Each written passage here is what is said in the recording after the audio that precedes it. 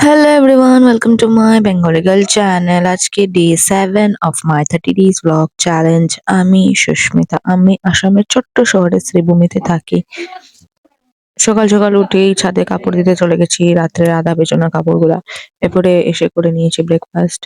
আর washing machine এর ঘটনা তো বলে লাভ নেই। যে ওয়াশিং মেশিনটা দেখছো, এটা নিচের ঘর থেকে উপরে সিঁড়ি বেয়ে, মানে দেখলে তোমরা হাসি পাবে, এত বেশি কষ্ট করে তোলা হয়েছে।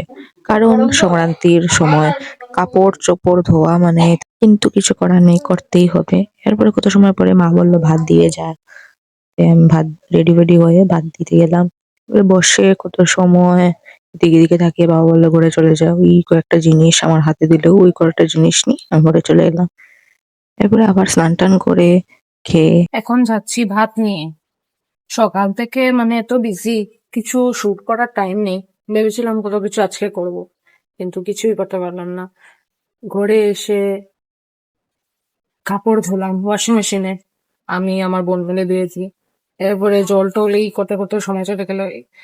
বাথরুম বসিয়েছি, এই করেছি, মানে অনেক অনেক কাজ ছিল আজকে। ভেবেছিলাম কি করব, আর কি হয়ে গেল। এরপরে এসে গেলাম একটু সহচরিতে, কয়েকটা জিনিস নেওয়ার ছিল।